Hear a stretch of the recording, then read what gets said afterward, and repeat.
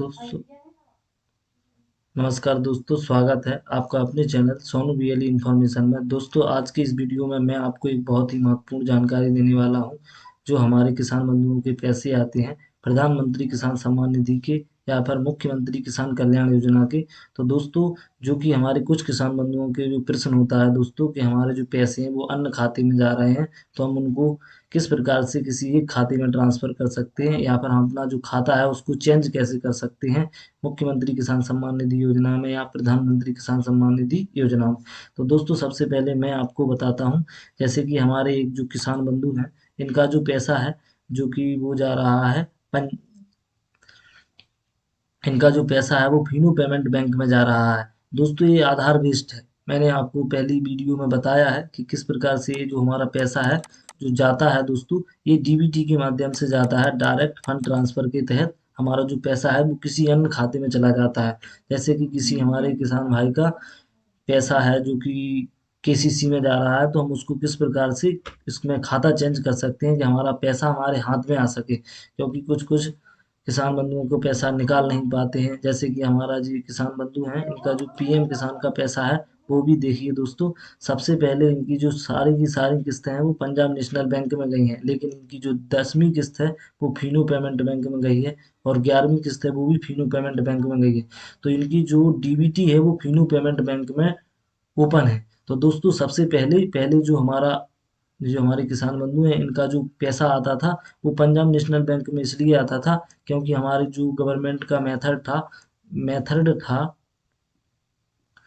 Punjab national bank में पैसा इसलिए जाता था दोस्तों कि इनको जो पैसा आता था वो अकाउंट बेस्ड आता था। लेकिन अब जो हमारा पैसा आता है जो हमारी गवर्नमेंट डालती है वो आधार बेस्ड डालती है। आधार बेस्ड पैसा दोस्तों जिस बैंक में हमारा आधार लिंक होगा उसमें पैसा जाएगा। तो दोस्तों इनका जो पैसा है वो फिनो पेमेंट बैंक में इसलिए जाता है क्योंकि इनकी जो डीबीटी है वो फिनो पेमेंट बैंक में ओपन है। तो दोस्तों हम अपनी जो डीबीटी को किस प्रकार से चेंज कर सकते हैं इसके बारे में मैं आपको संपूर्ण जानकारी दे रहा हूं।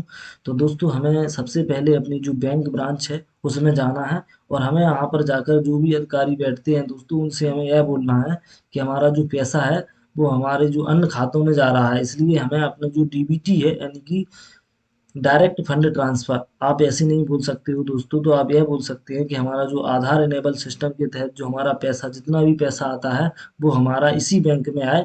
तो हमारी जो डीबीटी है वो आप इसी बैंक में ओपन कर दें, तो आपका दोस्तों जितना भी पैसा आता है जो पीएम किसान सम्मान निधि का या सीएम किसान सम्मान निधि का, वो सारा का सारा पैसा आपका आपके जो आप जिस बैंक में ओपन करेंगे दोस्तों उस बैंक में जाएगा। अगर दोस्तों आपकी जो बैंक है जैसे कि पंजाब नेशनल बैंक है या अदर बैंक है, कोई भी बैंक है दोस्तों, अगर आपका वो पैसा ऐसे जो डीबीटी को आपके उस खाते में नहीं खोलते हैं या नहीं करते हैं दोस्तों, तो आपको मैं एक दूसरा रास्ता बताता हूं दोस्तों। आप एक जनधन योजना वाला अकाउंट ओपन करवा लें, एक छोटा सा जो जीरो खाते वाला अकाउंट होता है। तो दोस्तों आप किस बैंक में अकाउंट ओपन कराएं ये भी मैं आपको बताता हूं दोस्तों। तो आप इंडियन पोस्ट पेमेंट बैंक में अपना अकाउंट ओपन करवा लें, जिससे कि इंडियन पोस्ट पेमेंट बैंक के जो क्यूसिक वाले होते हैं दोस्तों उनके लिए यह पावर होता है दोस्तों। वह अपनी जो डीबीटी है उस बैंक में जो डीबीटी होती है वो किसी भी बैंक में सिलेक्ट कर सकते हैं दोस्तों। तो आप जो इंडियन पोस्ट पेमेंट वाला खाता ओपन करवाएंगे उसमें आप डीबीटी को निश्चित रूप से ओपन करवा लें दोस्तों। तो आपका जो पैसा है वो डीबीटी के माध्यम से सीधा उसी बैंक में जाएगा, ना कि आपका जो पंजाब है या फिर अदर बैंक है, कोई भी बैंक है, बैंक ऑफ बड़ौदा है, बैंक ऑफ इंडिया है, इन बैंकों में नहीं जाएगा दोस्तों। अगर आपका किसी बैंक में केसीसी है, अगर उसमें आपके किसी बैंक में आपका केसीसी है और आपके पैसे उस बैंक में जाते हैं, तो आपके पैसे उस बैंक में भी नहीं जाएंगे। वो बैंक वो सीधा का सीधा आपके उसी इंडियन पोस्ट पेमेंट बैंक में ही जाएंगे दोस्तों। इंडियन पोस्ट पेमेंट बैंक का एक और फायदा है दोस्तों, मैं आपको बताता हूं। जैसे कि अगर हमारे फिंगर नहीं आते हैं, कभी कभी हमारे किसान भाइयों को परेशानी होती है कि फिंगर नहीं आता है तो पैसे निकालने में दिक्कत होती है।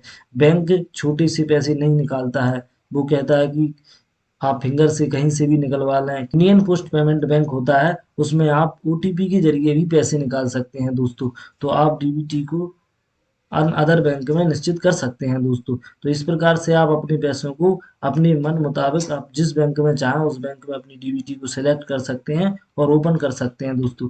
अब आप दोस्तों यह कैसे देखें कि हमारी डीबीटी किस बैंक में ओपन है, तो दोस्तों इसके लिए मैं एक अलग से वीडियो बनाऊंगा, आप उसको वॉच कर लें तो आप ये भी चेक कर सकते हैं कि हमारी डीबीटी किस बैंक में ओपन है, किस बैंक में ओपन नहीं है दोस्तों।